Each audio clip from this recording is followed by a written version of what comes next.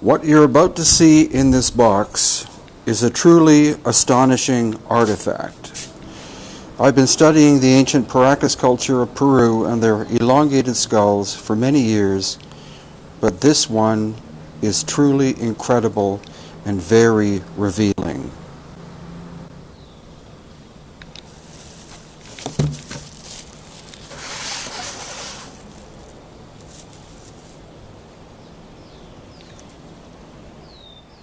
In this bag are the remains of a baby skull from the Paracas culture of the coast of Peru. That culture existed between 800 BC and about 100 AD. It is an elongated skull, and estimates are that it was either a newborn baby or possibly 3 months old when it died.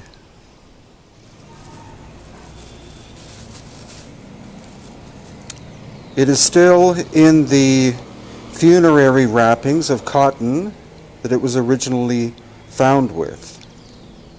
It is presently in the hands or owned by a private individual in Peru whom I did not meet. I was shown this by a third-party person who wished me to be able to observe it for a few hours because I am regarded as one of the world experts on the ancient culture known as the Paracas.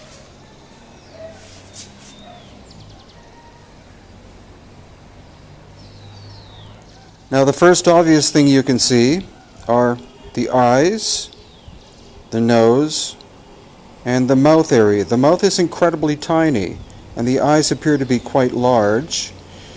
The most astonishing aspect of it, of course, is that if it died at childbirth or 3 months old, that it is at least twice the size of a normal Homo sapiens sapiens. Its shape and size are not the result of water on the brain. What you can also make out is this is the neck. This is where the spinal cord and vertebrae enter the skull, and you can see that it's way in the back. In a normal human, it's in the center. So that's a very curious point. Again, the eye is here, nose is there, tiny mouth somewhere here, and look at the overall shape of it. It's absolutely massive for a newborn to 3-month-old. Of course, another obvious characteristic is you see the hair. The hair is not black like Native Americans. The hair is a dark red, which is typical of the ancient Paracas culture of 2,000 plus years ago. They were naturally red-headed, which also could have meant that they had very light skin, because light skin and red hair go hand in hand.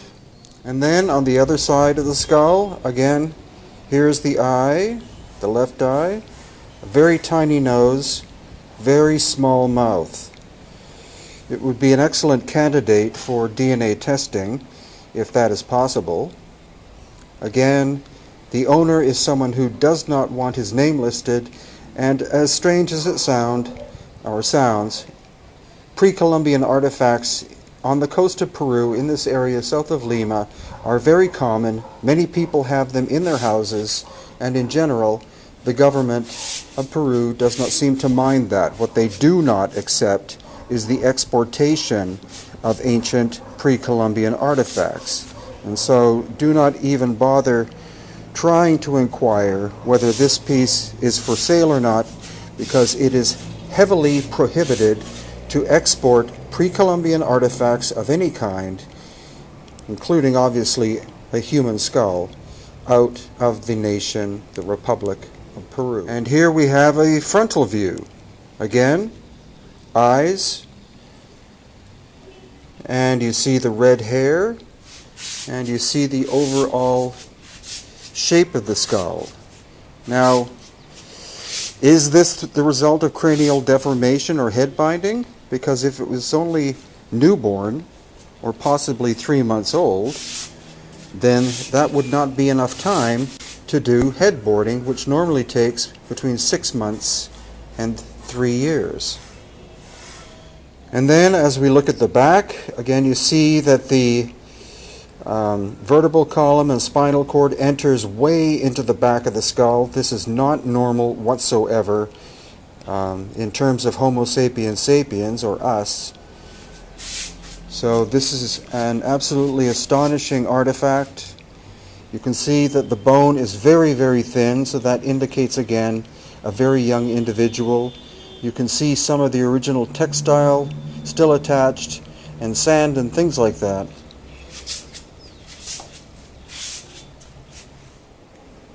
So again, a quick overview.